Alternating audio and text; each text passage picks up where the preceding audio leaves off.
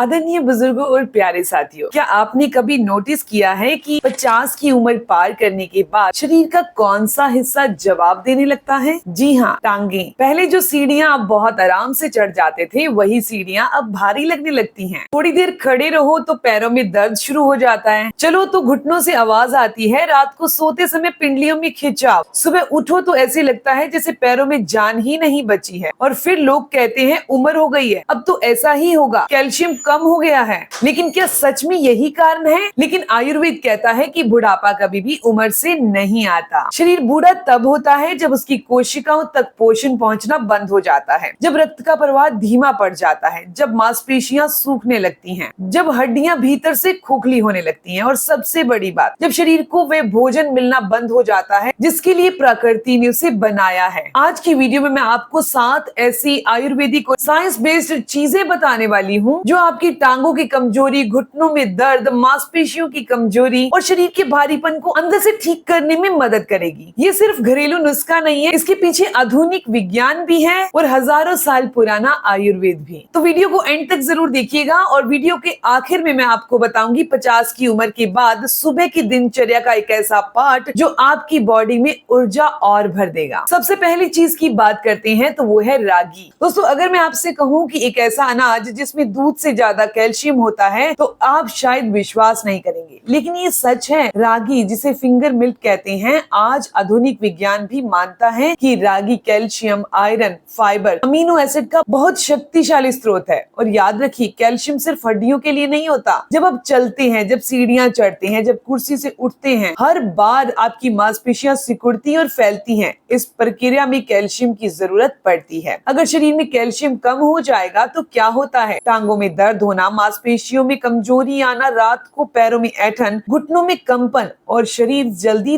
थकने लगता है। आयुर्वेद में रागी को बल्ले आहार कहा गया है, यानी ऐसा भोजन जो शरीर को शक्ति दे। अब इसे लेना कैसे है? सुबह रागी की रोटी, रागी का दलिया या रागी की खिचड़ी, अगर इसमें थोड़ा देसी घी मिला दिया जाए तो इसका अवशोषण और बेहतर हो जाता है। लेकिन एक बात जरूर याद रखिएगा, रागी हमेशा ताजा बनाइएगा। पुराना और कई घंटों तक रखा हुआ भोजन शरीर को पोषण कम और बोझ ज्यादा देता है। बात करते हैं दूसरी चीज की, और वो है भीगी हुई मूंगफली। सस्ता लेकिन शक्तिशाली प्रोटीन। दोस्तों, आज लोग हजारों रुपए के प्रोटीन पाउडर खरीदते हैं, लेकिन प्रकृति ने जो सबसे शुद्ध प्रोटीन दिया है उसे लोग नजरअंदाज कर रहे हैं। वो है भीगी हुई मूंगफली। रात को एक मुट्ठी मूंगफली भिगो दीजिए, सुबह उसे छिलका उतार कर खाइए। जब मूंगफली पानी में भीग जाती है तो उसमें मौजूद एंटी न्यूट्रिएंट कम हो जाते हैं, जिससे उसका पाचन बेहतर हो जाता है। और सबसे महत्वपूर्ण बात, क्योंकि जो भोजन पचता नहीं है वो शरीर को ताकत नहीं देता। भिगी हुई मूंगफली में प्रोटीन, हेल्दी फैट, मैग्नीशियम और बहुत सारे विटामिन होते हैं। ये मांसपेशियों को मजबूती देते हैं, नसों को पोषण देते हैं, शरीर की कमजोरी को कम करने में मदद करते हैं। 50 के बाद शरीर में सबसे तेजी से जो चीज कम होने लगती है वो है मसल मास। इसे साइंस की भाषा में सार्कोपीनिया कहा जाता है। ये मांसपेशियों का धीरे धीरे खत्म होना, और जब मांसपेशियां कमजोर होती हैं तो सबसे पहले असर टांगों पर दिखाई देता है। बात करते हैं तीसरी चीज की, और वो है अंकुरित अनाज। शरीर में ऑक्सीजन बढ़ाने वाला ये भोजन है। दोस्तों, बहुत से लोगों की टांगे इसीलिए कमजोर नहीं होती क्योंकि वे बूढ़े हो गए हैं, बल्कि इसलिए क्योंकि उनके शरीर तक पर्याप्त ऑक्सीजन नहीं पहुंच रही। और इसका सबसे बड़ा कारण है आयरन की कमी। जब शरीर में हीमोग्लोबिन कम होता है तो ऑक्सीजन मांसपेशियों तक सही मात्रा में नहीं पहुंच पाता। फिर क्या होता है? चलने में थकान, सीढ़ियां चढ़ने पर सांस फूलना, पैरों में भारीपन, कमजोरी। अंकुरित हरा चना इस समस्या में बहुत फायदेमंद होता है। जब कोई बीज अंकुरित होता है तो उसकी पोषण शक्ति बढ़ जाती है। आयुर्वेद कहता है कि अंकुरित भोजन में प्राण शक्ति अधिक होती है, और विज्ञान कहता है कि स्प्राउट होने पर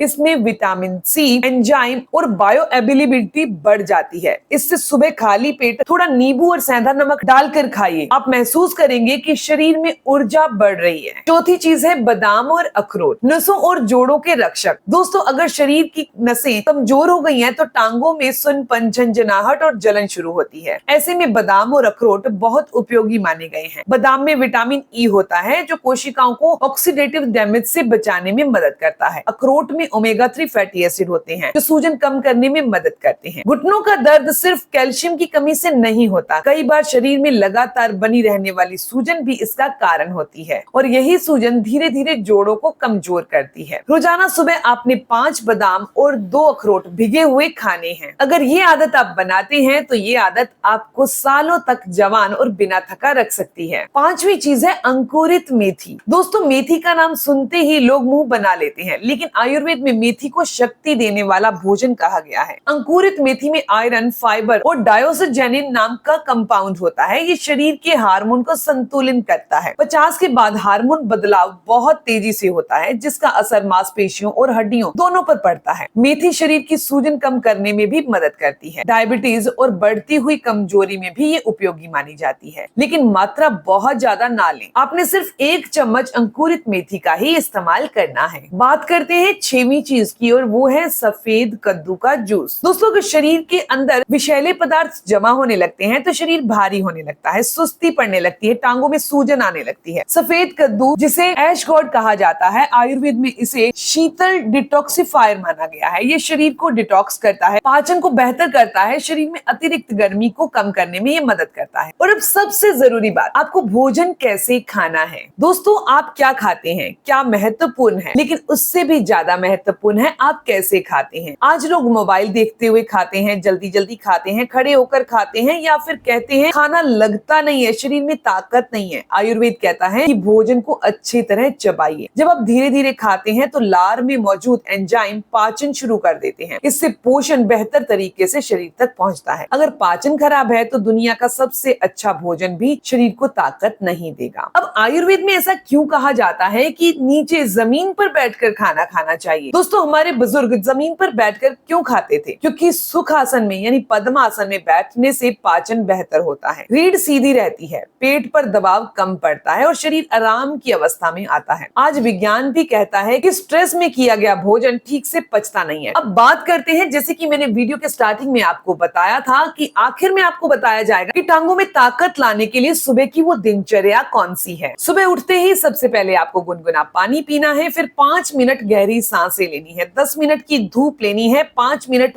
पैरों और टखनों की हल्की स्ट्रेचिंग करनी है। फिर आप भिगे हुए बादाम, मूंगफली या अंकुरित चना इनमें से खा सकते हैं। अगर आप ये दिनचर्या लगातार 40 दिन तक करते हैं तो शरीर में फर्क महसूस होगा। दोस्तों, आपकी टांगें सिर्फ एक शरीर का हिस्सा नहीं है, ये आपकी स्वतंत्रता है। ये आपको चलाती है, आपको जीवन में आगे बढ़ाती है। अगर इन्हें समय रहते सही पोषण, सही दिनचर्या और सही देखभाल मिले तो 50 के बाद भी शरीर मजबूत, सक्रिय और ऊर्जावान रह सकता है। याद रखिए, बुढ़ापा अचानक नहीं आता, ये छोटी छोटी गलत आदतों का परिणाम होता है। और स्वस्थ भी अचानक नहीं आता, ये छोटी छोटी सही आदतों का परिणाम होता है। अगर आपको ये जानकारी अच्छी लगी, आपकी काम की, तो इस वीडियो को जरूर लाइक कीजिएगा, अपने दोस्तों के साथ जरूर शेयर करिएगा। ऐसी ही जानकारी आपको मिलती रहे, चैनल को सब्सक्राइब कर लीजिए, बेल आइकन पर प्रेस करिएगा। मिलते हैं दोस्तों नेक्स्ट वीडियो में, तब तक के लिए गुड बाय।